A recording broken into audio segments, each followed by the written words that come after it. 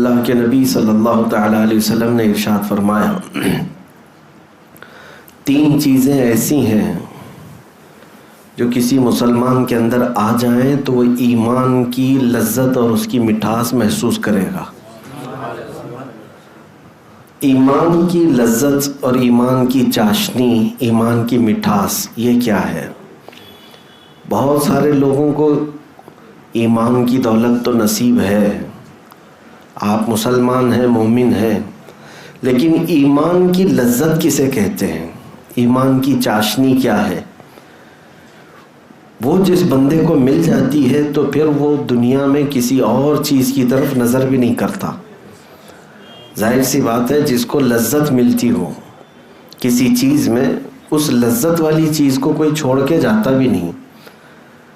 جس کو حضور پاک صلی اللہ تعالیٰ علیہ وسلم سے لگاؤ ہے، کسی کو کسی اور سے لگاؤ ہے، تو یہ تو آپ دیکھتے ہیں جس سے لگاؤ ہے اسی کے پاس رہنا وہ زیادہ پسند کرتا ہے۔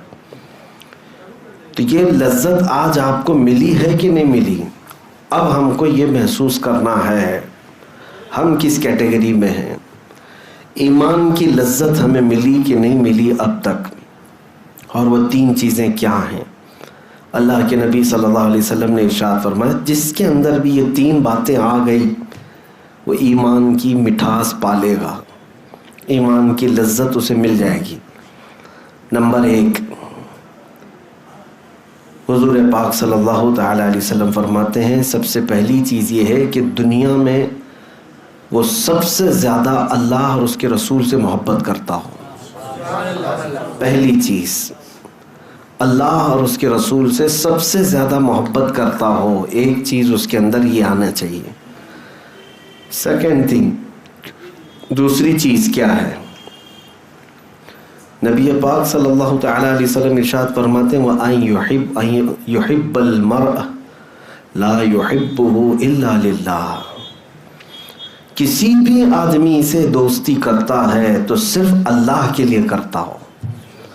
اس کی پوری دنیا میں تعلقات، اگر دل سے کسی سے تعلق ہے تو صرف اور صرف اس لیے ہے کہ اللہ تبارک و تعالیٰ کی رضا ہو۔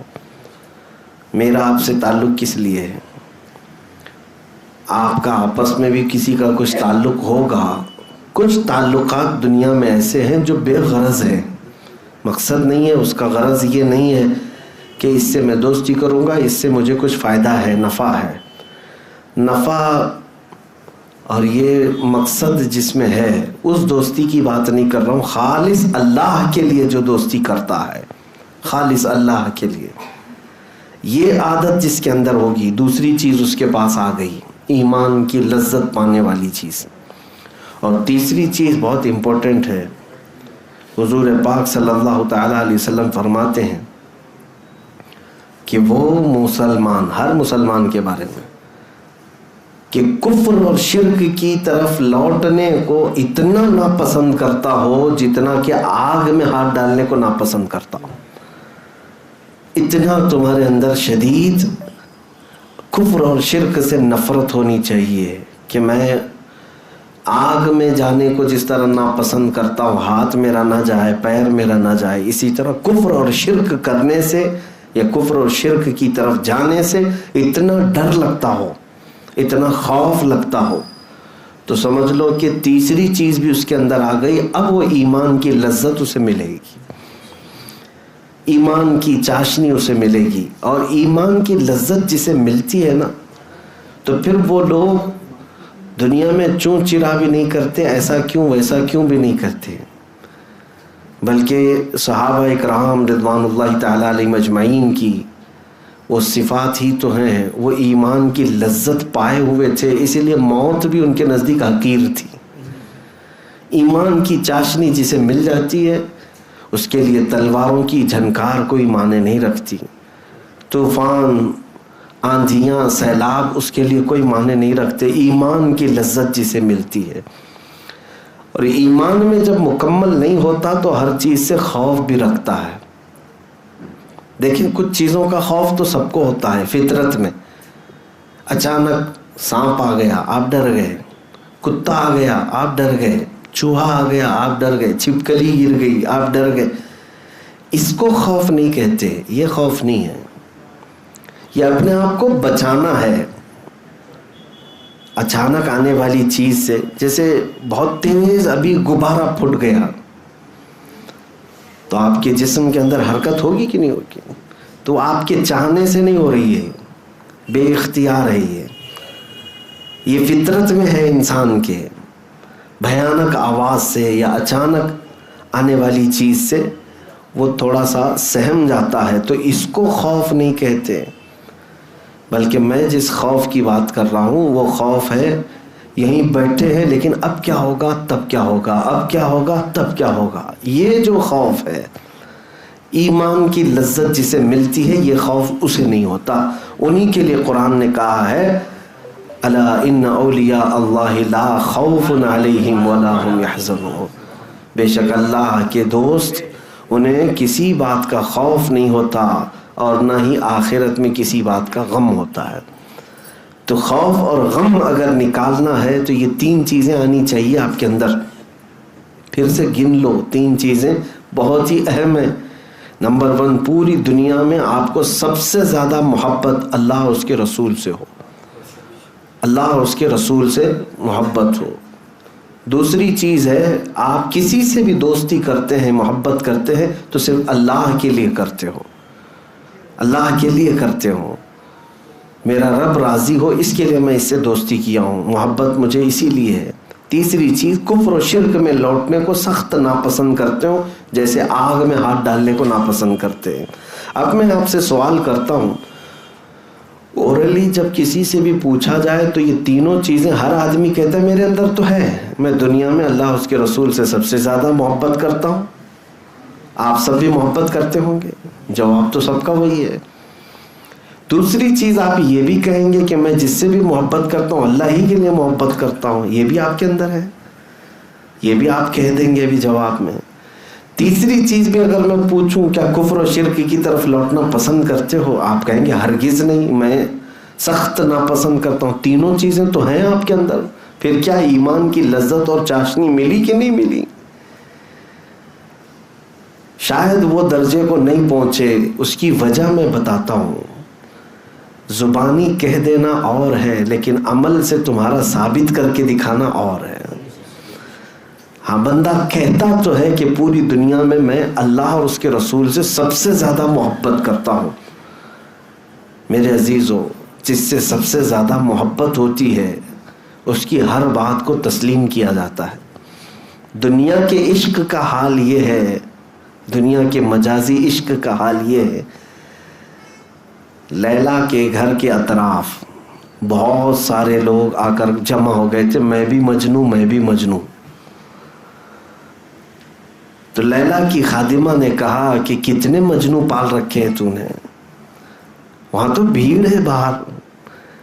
لیلا نے حلوہ پکایا اور خوبصورت اچھی لذت والا حلوہ، کہا کہ جاؤ میرا جو مجنوں ہے اسے حلوہ دے دو. خادمہ باہر لے کر کے آئی، لیلا نے حلوہ بھیجا ہے. مجنوں کون ہے؟ آپ یہ سمجھتے ہوں گے لیلا مجنوں خالی یہ محاورہ ہے، حقیقت میں ایک تاریخی پس منظر ہے، تاریخ میں اس کا وجود ہے، اس کے لیے پیش کر رہا ہوں. لیلا کا نام سلمہ ہے، مجنوں کا نام قیس ہے. تو لیلا نے جب یہ کہا خادمہ سے تو خادمہ آ کر باہر کہتی ہے بہت سارے مجنوں آ گئے، سبوں نے کہا میں مجنوں میں مجنوں، سب حلوہ ہمیں دے دو. اور اس میں ایسا چھینا جھپٹی ہوئی کہ حلوہ سب میں ادھر ادھر ہو گیا. اور اس کے بعد خادمہ آ کر کے پھر سے کہتی ہے کہ سارے لوگ تو اس پر ٹوٹ پڑے، سبوں نے کھا لیا اس کو. پھر لیلا نے کہا ایک چاقو چھری لے کر کے برتن لے کر باہر جاؤ، کہو کہ لیلا نے تمہارے بدن کا ایک ٹکڑا مانگا ہے، جسم کا ایک ٹکڑا مانگا ہے. خادمہ باہر آ کر کے آواز دیتی ہے کہ اب کی بار لیلا نے تمہارے جسم کا ایک ٹکڑا مانگا ہے. سب ادھر ادھر کھجاتے ہوئے نکل گئے. اوریجنل مجنوں جو تھا وہ آگے آیا، جو حلوہ کھایا بھی نہیں تھا وہ آگے آیا اور اس نے کہا کہ لاؤ. لیلا نے اگر جسم سے گوشت کا ٹکڑا مانگا ہے تو میں کاٹ کے دیتا ہوں.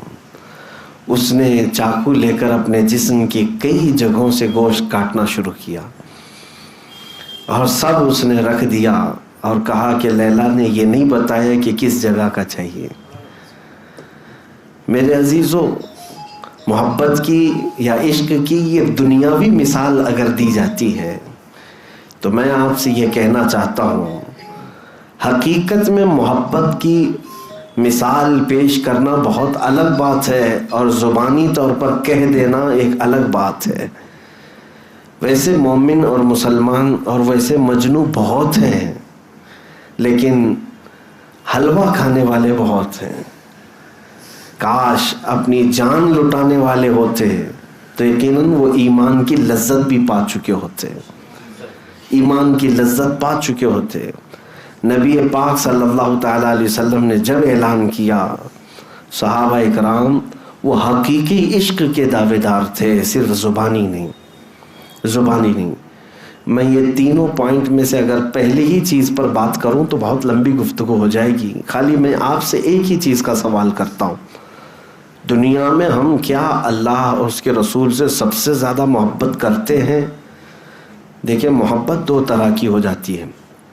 محبت کرتے ہیں آپ، میں اس کا انکار نہیں کرتا، ہمیں بھی محبت ہے، لیکن محبت کے کچھ تقاضے ہیں. محبت کے کچھ تقاضے ہیں. مثال کے طور پر ایک محبت ہے گھر میں بیٹھ کر کے خالی سوچتے ہوئے محبت کر رہا ہے، دماغی محبت ہے. یہ چاہتا ہے، بہت چاہتا ہے، دل سے بھی چاہتا ہے، لیکن اپنے محبوب کی خواہش کے مطابق بننا نہیں چاہتا. تو اس کے قول اور فعل میں انتر ہے، تضاد ہے. وہ سچا محب نہیں ہے، سچا محبت کرنے والا نہیں ہے. اب محبت کے جو تقاضے ہیں امام احمد بن حنبل سے دیکھو. امام احمد بن حنبل یہ وہ عالم دین ہیں، عاشق رسول، فنا فی الرسول، حضور سے سب سے زیادہ محبت کرنے والے.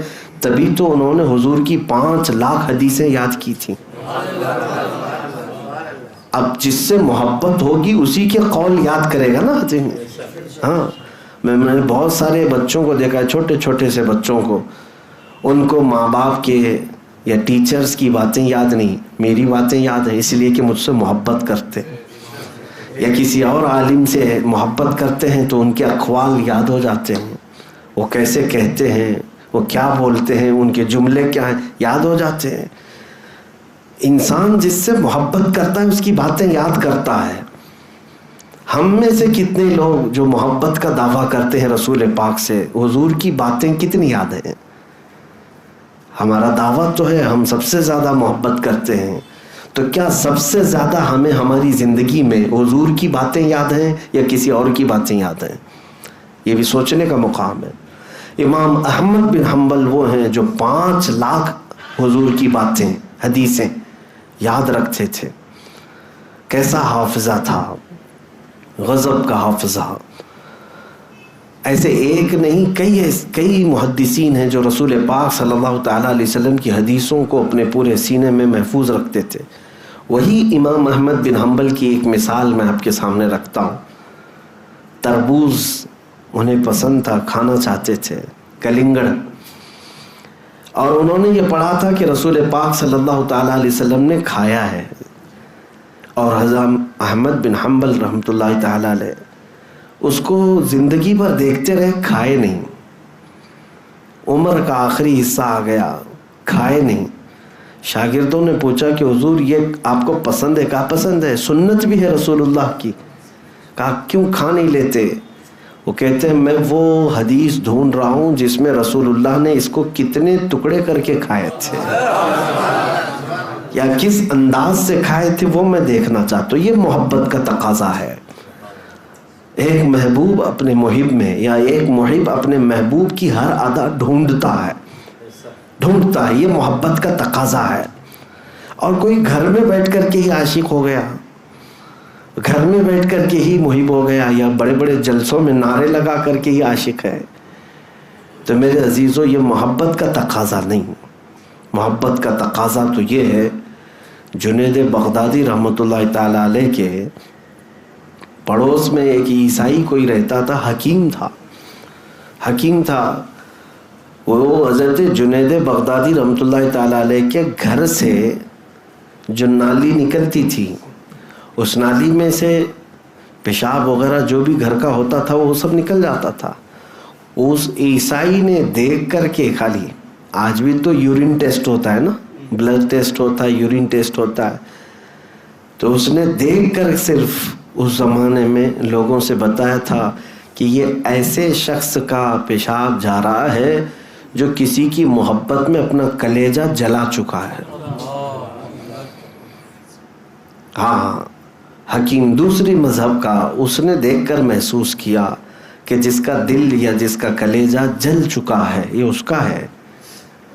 یورین ٹیسٹ سے تو بہت ساری چیزیں معلوم ہوتی ہیں، لیکن اس زمانے میں بھی لوگ پہچانتے تھے، اور اسی وجہ سے یہ وہ لوگ تھے جنہوں نے حضور کی محبت میں اپنے آپ کو فنا کر دیا تھا، اور پھر ان کو کہنے کا حق تھا کہ وہ عاشق رسول ہیں۔ اور دوسری بات، ان کو ایمان کی چاشنی ملتی بھی تھی، لذت بھی ملتی تھی۔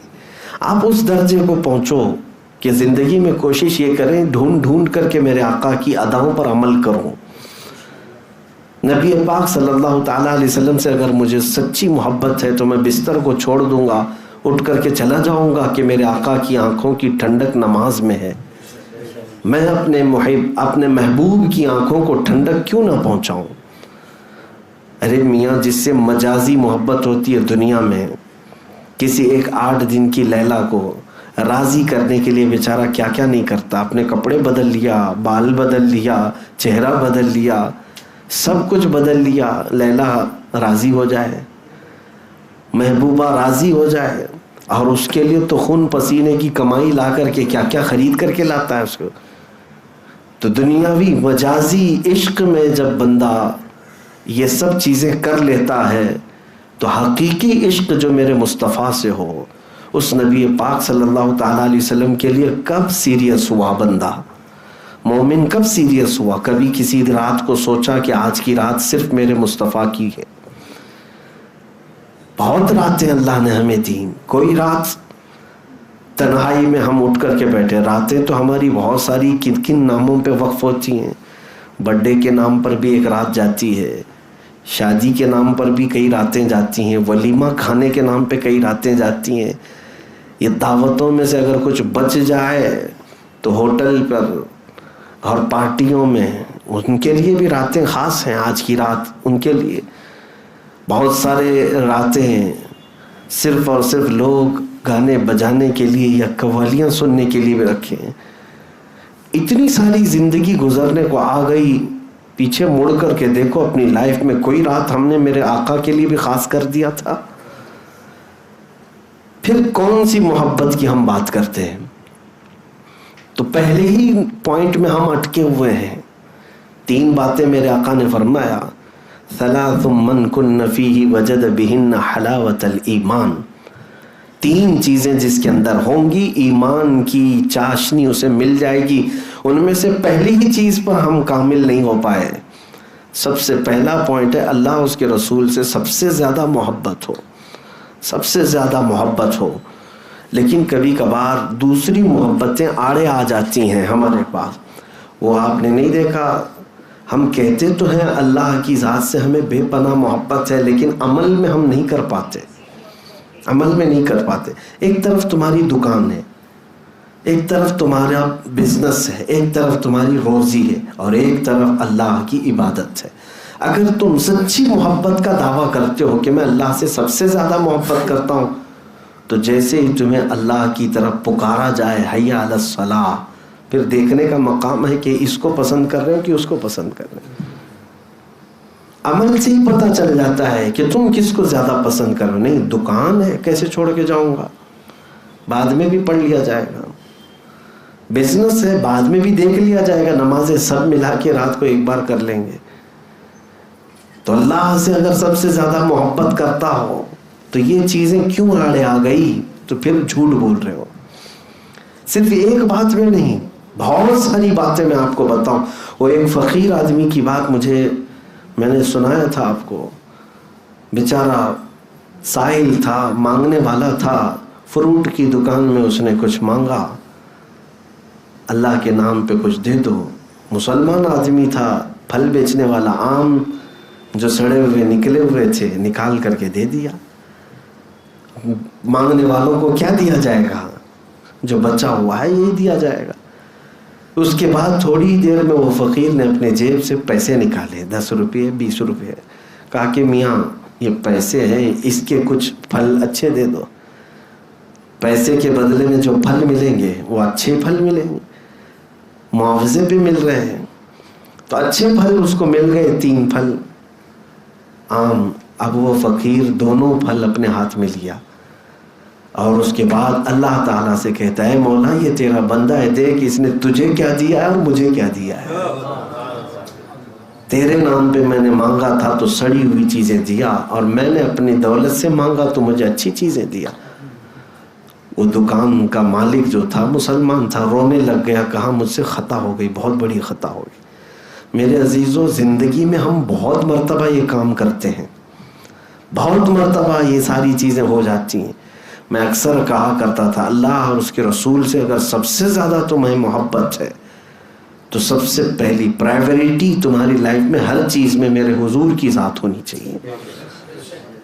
हमारे घर में ये रिवाज बरसों से था, आज भी है अल्हम्दुलिल्लाह। और मैं कोशिश भी ये करता हूँ लोगों को तलकीन करके भी, कि हमारे वालिद गिरामी अलैहिर्रहमा अक्सर ये नसीहत करते हैं कि घर में जब भी कोई खुशी का मौका आए, यानी शादी, मंगनी, वलीमा, अकीका, कुछ भी आए, तो सबसे पहले शादी से 2-3 दिन कबल से ही हमारे घर में महफिल मौलूद शुरू हो जाती हैं, कि पहले हुजूर पाक सल्लल्लाहु अलैहि वसल्लम की बारगाह में, और फिर जिक्र की मजलिस हो, रातिब हो, अज़कार करें अल्लाह ताला की बारगाह में, फिर हम अपनी खुशी की तरफ आएंगे।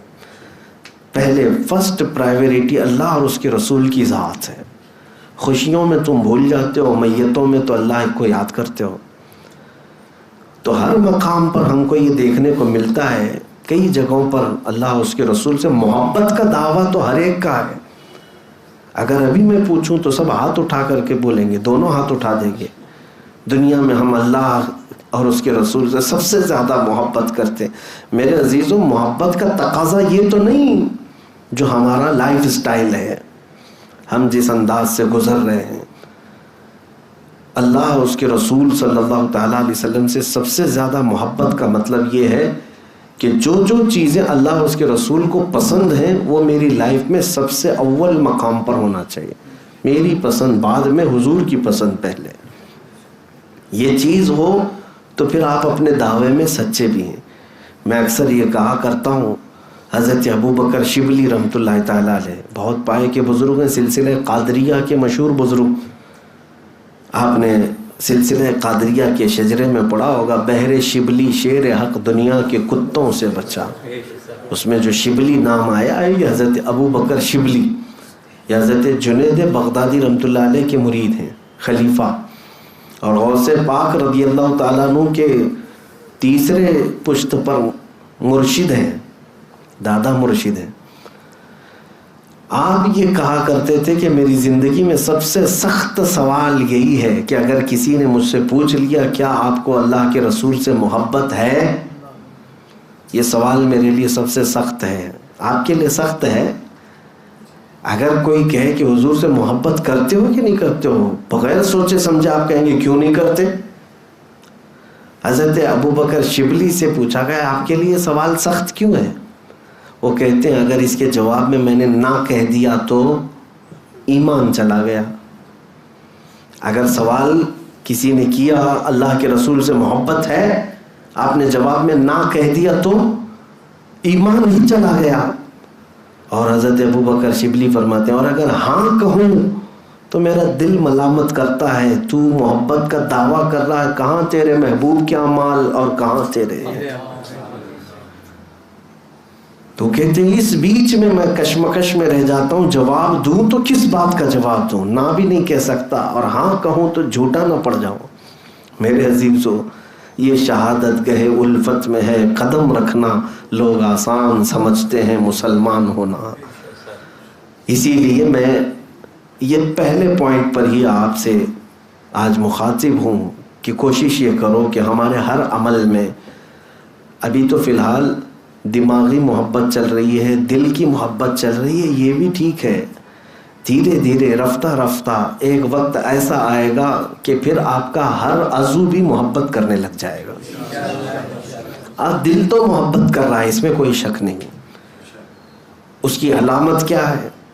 آپ کا دل اللہ سے بھی محبت کر رہا ہے، حضور سے بھی محبت کر رہا ہے۔ اس کی علامت یہ ہے کہ آپ نبی کے خلاف اور اللہ کے خلاف کچھ بھی سننا پسند نہیں کرتے۔ حقیقت ہے یا نہیں؟ دل محبت کر رہا ہے، اس لیے تو آپ مخالفت نہیں پسند کرتے، محبوب کے خلاف کوئی ادا، کوئی جملہ بھی پسند نہیں آتا۔ تو یہ محبت تو آج ہے، دل کی محبت ہے، دماغ کی، ذہن سے محبت ہے، لیکن اب رفتہ رفتہ جو جسم کے ہر عضو کے اندر محبت آنی چاہیے اس کی کمی ہے۔ اور وہیں جب یہ سلوک جس کو کہتے ہیں، تصوف کے راستے میں سلوک منزل ہے، جب بندہ اپنے ہر عضو سے یہ ثابت کر دے، ہاتھ اٹھے تو بھی لگنے لگے کہ یہ رسول پاک کی محبت میں ہی کرتا ہے، اٹھنا بیٹھنا چلنا پھرنا کھانا پینا سونا، دھیرے دھیرے زندگی کا لائف سٹائل چینج ہوتا گیا، اپنے محبوب کی طرح ہونے لگ گیا، تو سمجھ لو کہ اب پورا جسم محبت کر رہا ہے، پورا جسم محبت کر رہا ہے، ہر عضو محبت کر رہا ہے۔ اللہ رب العزت سے جب محبت کرنے والوں کا حال یہ ہے کہ ان کے ٹکڑے بھی کر دیے جائیں تو ہر ٹکڑے سے اللہ کی آواز آتی ہے، اللہ اللہ کی صدا آتی ہے۔ منصور حلاج کے متعلق ہم نے سنا ہے، ان کو پھانسی دے دی گئی تھی، لیکن اس کے باوجود ان کے کٹے ہوئے جسم کے ہر ٹکڑے سے آواز آتی تھی اللہ تبارک و تعالیٰ کی بزرگی بیان کرنے کی۔ تو بہرحال زندگی میں ابھی ایمان کی لذت اور ایمان کی چاشنی اگر آپ کو پانا ہے تو سب سے پہلا پوائنٹ یہ ہے، اللہ اور اس کے رسول سے سب سے زیادہ محبت کرو، اور کوئی چیز آڑے نہ آئے، بیچ میں کوئی چیز آڑے نہ آئے۔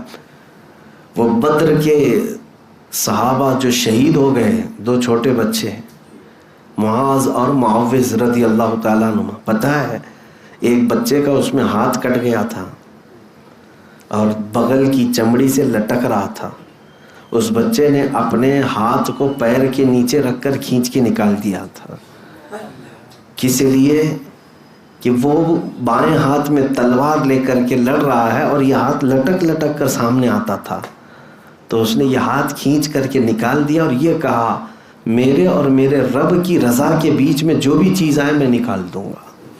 جو خلل اندازی پیدا کر رہا ہے، اپنے جسم کے پارٹ کو جو الگ کر دے، یہ وہ لوگ ہیں جو سچی محبت کے دعوے دار ہیں اور انہیں ایمان کی لذت ملی ہے۔ ہم تو کتنی چیزوں کو اپنے آس پاس بسا کر کے رکھے، ہم خواہشات کے پیچھے چل پڑے، خواہشات کے پیچھے، اور خواہشات کا نام ایمان نہیں ہے۔ بہت ساری چیزیں ہمیں قربان کرنی ہوگی، دنیا ہمیشہ کی نہیں، آپ سب کو پتہ ہے، سب کو پتہ ہے، اگر تم اپنے خواہشات کے پیچھے چلو گے، چند گناہوں کی لذت کے بعد واپس تو مر کر کے اللہ کی بارگاہ میں پہنچنا ہی ہے۔ تو کیوں ہم یہ فانی دنیا کی لذت حاصل کرنے کے لیے ہمیشہ کی جنت کو قربان کر رہے ہیں؟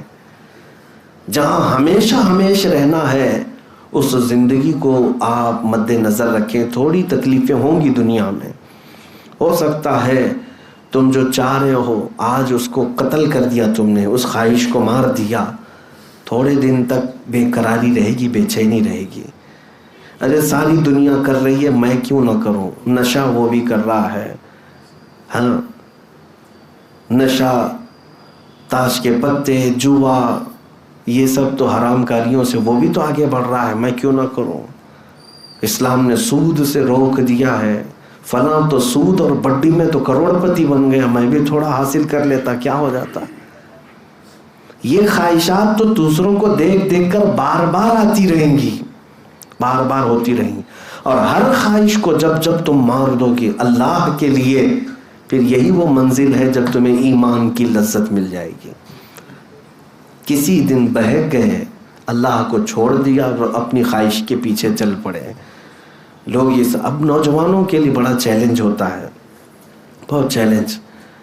گناہ ہر گھڑی دعوت دیتے رہتے ہیں, اپنی طرف بلاتے رہتے ہیں, ہر قدم پر تمہیں استقبال کر کے بلاتے ہیں گناہ دنیا میں, اور تمہیں اس کی لذتیں بھی بتاتے ہیں. لیکن تمہیں ابھی ایمان کی لذت اگر مل جائے ایک بار تو یہ سارے گناہوں کی لذت ہیچ ہے, کچھ بھی نہیں ہے. میں آپ کو بتاؤں, دنیا میں اگر سب سے بڑا مالدار جو ساری خوشیاں حاصل کر چکا ہوگا, کوئی چیز باقی نہ رہے. آج کے دور میں جس کو کہیں آپ کہ اس کو بادشاہت مل گئی اور سونے کا مکان بنا لیا, سونے کی کرسی میں رہ لیا, سب کچھ اسے مل گیا, اتنے عیش سے دنیا میں رہا, تو یہ کتنے برابر ہو جائے گا پتہ ہے آپ کو؟ قیامت کے دن ایک بندہ جنت میں سے صرف اس کو ہوا سونگھا کر کے لایا جائے گا, صرف وہاں کی خوشبو اور ہوا میں گزار کر کے لایا جائے گا, اور پھر بتایا جائے گا کہ یہ جو بندہ ابھی لذت حاصل کیا ہے, یہ دنیا میں اس نے جو لذتیں پوری حاصل کر کے آیا تھا, یہ اس کے مقام تک بھی نہیں پہنچ پائے گا. اب سمجھ جاؤ آپ کی جنت کی لذت کیا ہے. صرف خوشبو سونگھ کر کے آنے والا اور ہوا میں اڑ کر کے آنے والا, وہ دنیا کے بڑے سے بڑے ارب پتی کھرب پتی سے بھی بڑھ کر کے لذت حاصل کر چکا ہوگا, تو پھر دنیا کی لذت کوئی معنی ہی نہیں رکھتی. کتنا حاصل کرو گے, کتنا دوڑو گے, کتنا بھاگو گے. ہاں, ہر کوئی یہاں پر ریچسٹ نہیں بن سکتا, ہر کوئی بادشاہ نہیں بن سکتا, یہ سب کو پتہ ہے. لیکن دوڑتے دوڑتے تھک کر کے کہیں مر جاتے ہیں, دوڑتے رہتے ہیں, اور اس دوڑ میں وہ اللہ اس کے رسول کو کب کے پیچھے چھوڑ چکے ہوتے ہیں. لیکن ہم نے دیکھا ہے جو اللہ اس کے رسول کی طرف دوڑتے ہیں وہ کبھی تھکتے بھی نہیں, وہ بڑھتے چلے جاتے ہیں. اور اگر اس راستے میں ان کا انتقال بھی ہو جاتا ہے تو ہمیشہ کے لیے ان کا نام زندہ رکھ دیا جاتا ہے. آپ کو پتہ ہے دنیا کا ایک بادشاہ جس کو سکندر کہا گیا, سکندر اعظم, اور دارا نام سنا ہوگا آپ نے, شیخ سعدی رحمۃ اللہ علیہ نے دارا سکندر کا نام اپنی حکایتوں میں نقل فرمایا. پون دنیا پر اس نے حکومت کر لی تھی, تقریباً پونی دنیا حاصل کر لیا تھا. ہر جگہ وہ ہر ملک قبضہ کیا, ہر خزانہ اس کے پاس, پونی دنیا. لیکن موت آئی, موت سے پہلے اس نے وصیت یہ کیا تھا کہ مجھے دفن کرنا تو میرے دونوں ہاتھ قبر کے باہر ہی رکھنا, ہاتھوں کو دفن نہیں کرنا. اس کی غلاموں نے پوچھا تھا کہ ایسا کیوں, کسی کو دفن کریں تو پوری قبر میں دفن کرتے ہیں. کہا تاکہ دنیا والے میری قبر کو دیکھ دیکھ کر کے عبرت حاصل کریں, جس کے پاس پون دنیا تھی قبر میں دونوں خالی ہاتھ لے کر سویا ہے, اس کے پاس کچھ بھی نہیں ہے. اور یہی سب کے ساتھ ہے ہمارے. اسی لیے آخرت کا جو ذریعہ ہے ہمارا وہ اللہ اس کے رسول کے پاس ہے. اور قرآن میں اللہ تعالیٰ فرماتا ہے ما عندکم ینفد وما عند اللہ باق, جو تمہارے پاس ہے خرچہ ہو جائے گا, جو اللہ کے پاس ہے وہ ہمیشہ باقی رہے گا. کب تک باقی رکھو گے تمہارے پاس؟ جو بھی چیز تمہارے پاس ہے سب خرچہ ہو رہی ہے. آپ کیا سمجھ رہے ہیں؟ بینکوں میں لاکرز میں جو چیز لگا کر کے آپ رکھیں خرچہ نہیں ہوتی, ٹھیک ہے سیونگ میں رکھ لو, لیکن کیا کیا خرچہ ہو رہا ہے آپ کو پتہ ہے؟ ہر چیز خرچہ ہو رہی ہے. آپ کے گھر کا پانی, آپ کے گھر کا دانا, آپ کے گھر کا کھانا, اس کے علاوہ آپ کے کپڑے. ہاں, آپ 50 سال تک تو کپڑے نہیں پہنتے, جو ہے آپ کے پاس وہ جانے والے ہیں. اور سب سے بڑھ کر کے یہ ہے کہ آپ کا جو سب سے زیادہ خرچہ ہو رہا ہے, پیسے بھی جمع کر کے رکھ لیے, پراپرٹی بھی کسی کو نہیں بیچ رہے, سب جمع کر کے رکھ رہے ہیں. لیکن قرآن کے مطابق ایک چیز خرچہ ہو رہی ہے, وہ ہے تمہارے زندگی کے دن. وہ تو خرچہ ہو کے رہیں گے, اس کو کیسے روکو گے؟ آج 25 سال کے ہو, چند دنوں کے بعد پھر ملو گے، کہو گے ہم 26 کے ہو گئے، 1 سال تو خرچہ ہو گئے ہمارے. اس خرچے کو تم روک نہیں سکو گے. ما عندکم ینفد وما عند اللہ باق. اللہ فرماتا جو تمہارے پاس ہے یہ سب خرچہ ہو جائے گا، اور جو اللہ کے پاس ہے وہ ہمیشہ باقی رہے گا. اس کے لیے زندگی میں اللہ اور اس کے رسول سے سب سے زیادہ محبت کرو، اور وہیں بھیجنے کے لیے کچھ تیاریاں آج ہی کر لو. آج ہی بھیج دو وہاں پر کچھ چیزیں جو باقی رہیں گی، اور تاکہ ہم قبر میں جائیں اور حشر میں جائیں تو سکون سے رہ سکیں.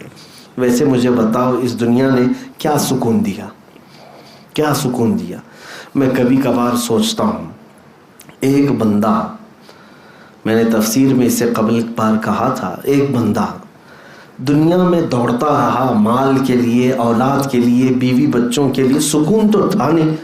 صبح اٹھتا تھا، بھاگتا تھا، شام ہوتی تھی آتا تھا، تھک ہار کر کے سوتا تھا، اور پھر کبھی بزنس میں دھوکہ، کبھی اس میں خسارہ، کبھی نقصان، یہ سب چیزیں تو جھیلتا رہا.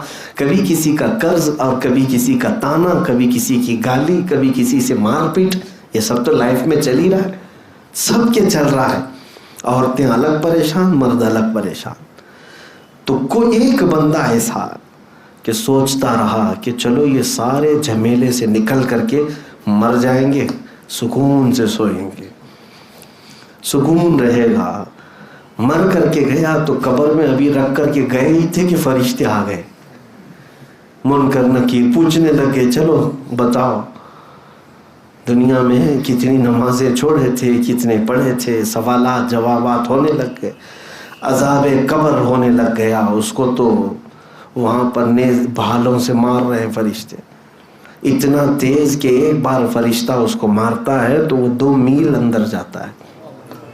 قبر دباتی الگ ہے، کئی طرح کے عذابات اس پر مسلط رہتے ہیں. وہ تھک جاتا ہے بندہ، دنیا کے جھمیلوں سے چھٹکارا حاصل کر آرام سے سونے آیا تھا، لیکن یہاں پر بھی تو پریشانی ہے. اور ہر پل یہ تمنا کرتا ہے کاش جلدی قیامت آ جائے، جلدی قیامت آئے.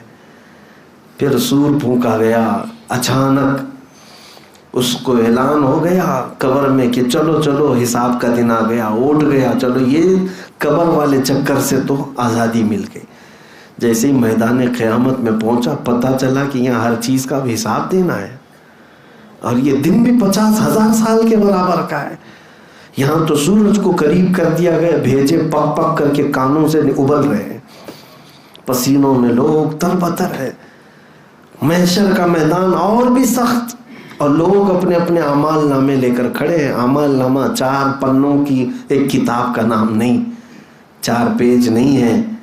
قرآن پاک کی تفسیر اگر پڑھیں گے تو ہر ایک کا نام ہے اعمال.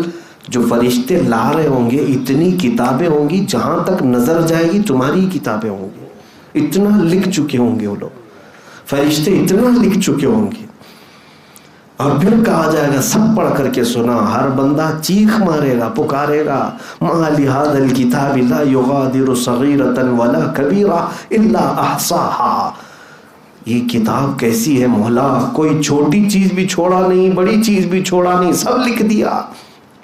نام اعمال، پھر وزن کرنے کا معاملہ، پھر پل صراط سے گزرنے کا معاملہ بڑا کٹھن تھا. سوچتا رہا، 3 مرحلے میں بتا رہا ہوں.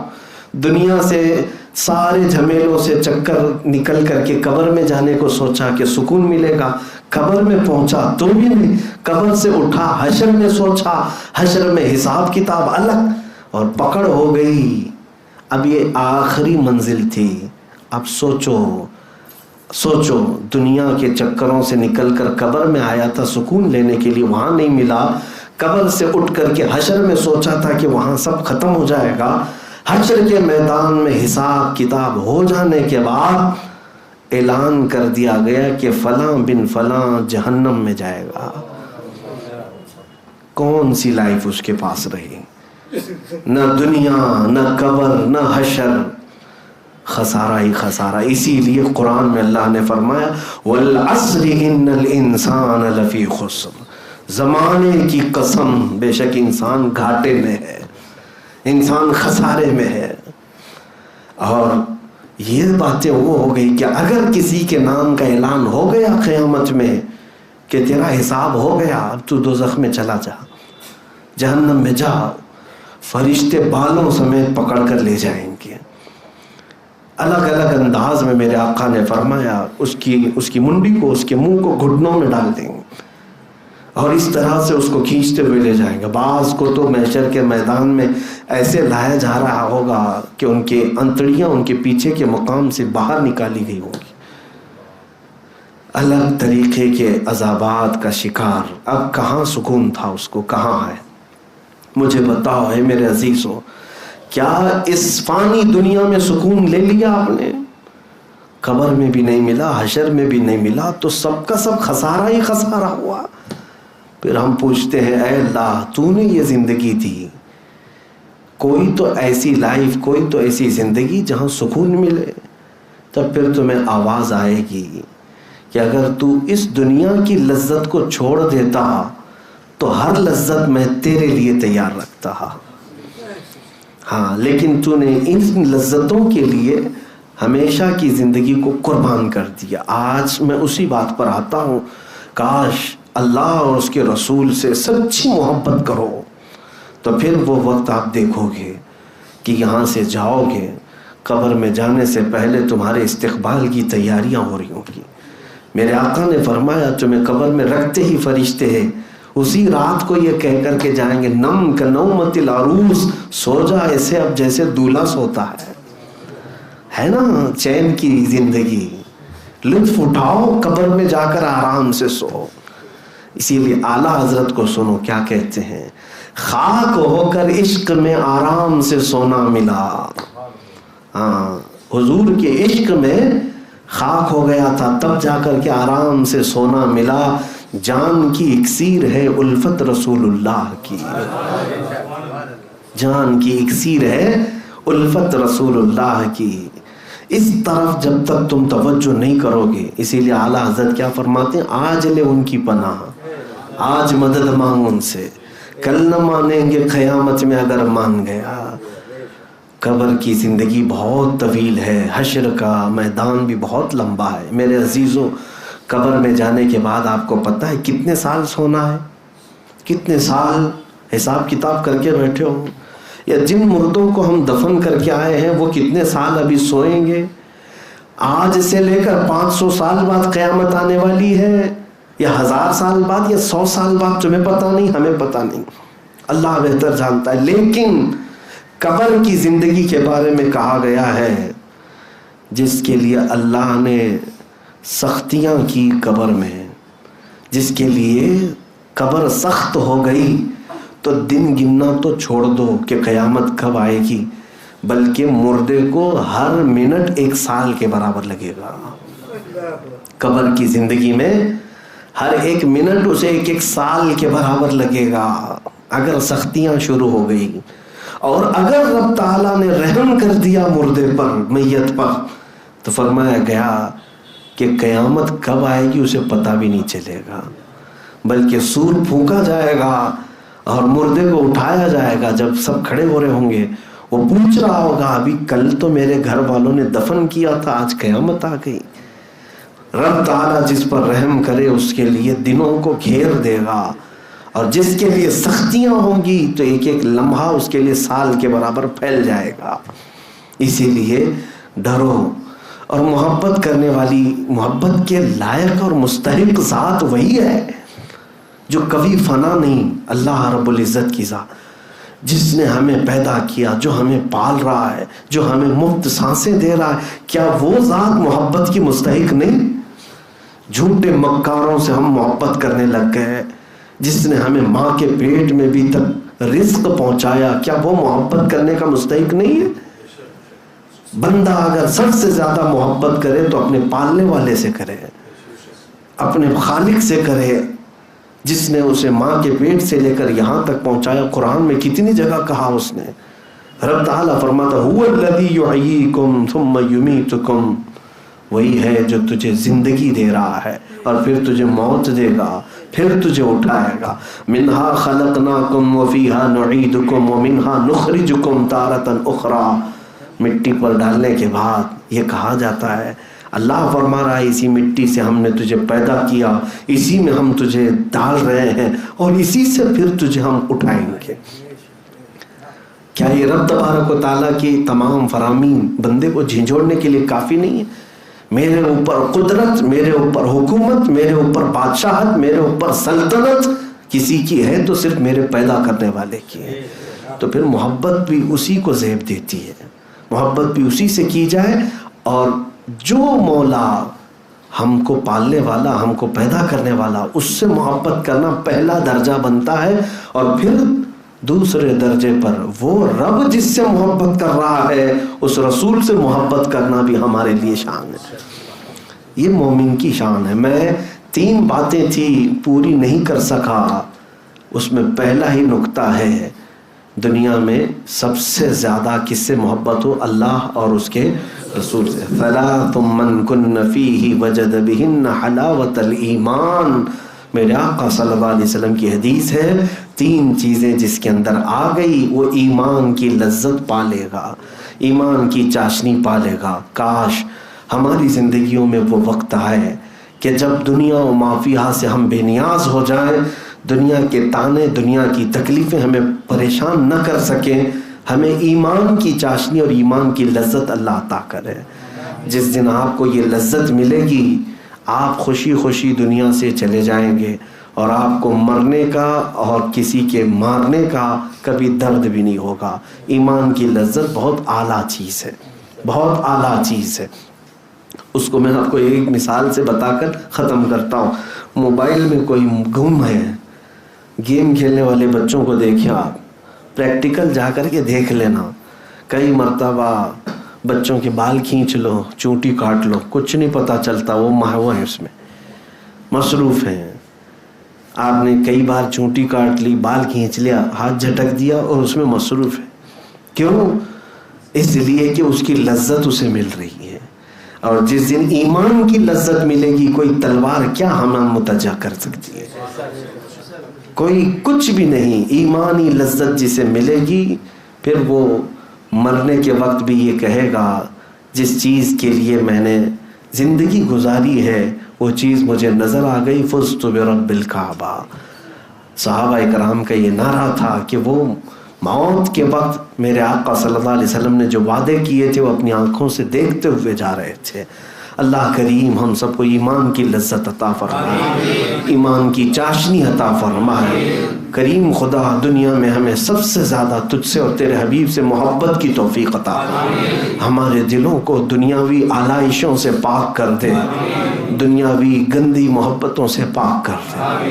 اے رب العالمین تیرا دیا ہوا یہ دل ہے مولا، یہ دھڑکے تو تیرے لیے اور تیرے حبیب کے لیے۔ مولا ہم سب نکموں کو کام والا بنا دے۔